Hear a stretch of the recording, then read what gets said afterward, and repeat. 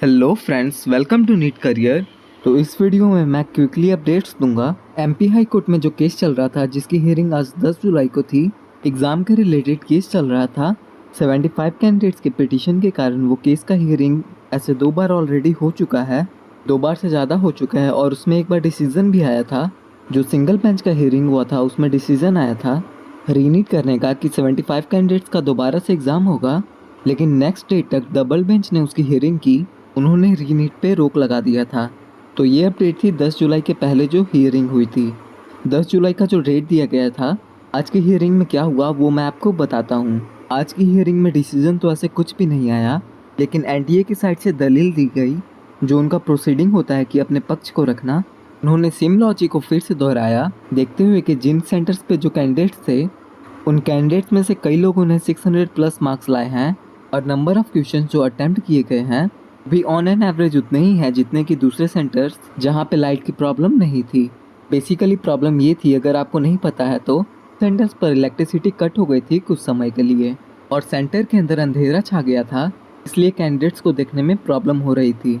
तो चूँकि अच्छे खासे समय के लिए लाइट ऑफ हो गया था, कैंडिडेट्स ने पिटीशन डाला कि हमें कम समय मिल पाया है क्वेश्चंस को अटेम्प्ट करने के लिए in comparison with the candidates जो अदर सेंटर्स पे एग्ज़ाम अटेंड किए थे जहाँ पे लाइट की प्रॉब्लम नहीं हुई थी। एनटीए की साइड से ये बोला गया है कि देखा जाए तो इलेक्ट्रिसिटी कट होने के कारण उतनी प्रॉब्लम नहीं आई थी।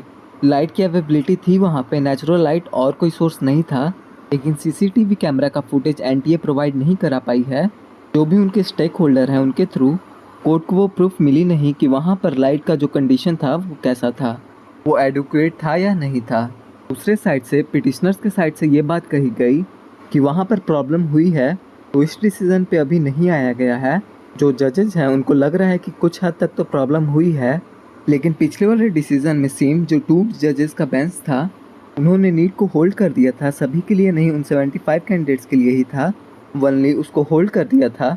तो मुझे ऐसा लगता है क्योंकि अभी डिसीज़न नहीं आई है, एक और हियरिंग रखी गई है जो कि 14 जुलाई को होगा, जस्ट आफ्टर 4 डेज़। तो जिस तरह से आज हियरिंग हुई, ऐसा प्रेरित होता है कि 14 जुलाई को कुछ ना कुछ डिसीजन जरूर आएगा, क्योंकि इसको फर्दर डिले जजेस नहीं करना चाहेंगे। It's not the question of just 75 candidates, 13 lakh candidates are dependent on this court case. तो उनको इस कारण से डिले होगी। तो मुझे कम उम्मीद लगता है कि रीनीट कराया जाएगा। उनका अगर रीनीट का फैसला होता है तो काउंसलिंग काफ़ी डिले हो जाएगी। अगर नहीं फैसला होता है रीनीट का, बीच का कोई सॉल्यूशन दिया जाएगा या उनको कुछ बोनस स्कोर दिया जाएगा इलेक्ट्रिसिटी कट को कंसीडर करते हुए, जो भी डिसीजन हो तो उसमें क्विकली आपको रिजल्ट उनका पब्लिश हो जाएगा। उसके अनुसार से जो फाइनल रिजल्ट बनेगी वो कंसीडर किया जाएगा और उसके बाद काउंसलिंग स्टार्ट होने की उम्मीद रहेगी। लेकिन जब तक उनका रिजल्ट नहीं आ जाता तक ऑल इंडिया की काउंसलिंग स्टार्ट नहीं हो सकती, रजिस्ट्रेशन भी स्टार्ट नहीं हो सकता। स्टेट का रजिस्ट्रेशन चलते रहेगा, कुछ नए स्टेट भी आकर के रजिस्ट्रेशन ओपन कर सकते हैं, लेकिन किसी भी स्टेट अथॉरिटी को ये अथॉरिटी नहीं है कि आप अपना चॉइस फिलिंग भी स्टार्ट कर लें तो भी रिज़ल्ट नहीं दे सकते तक ऑल इंडिया का फर्स्ट राउंड का रिज़ल्ट नहीं आ जाता। तो ये इन समरी है जो 10 जुलाई का हियरिंग रहा एमपी हाई कोर्ट का, जिसपे कि आगे का बहुत ही एक क्रिटिकल कोर्ट केस हो गया है, पे आगे का प्रोसीडिंग डिपेंडेंट है।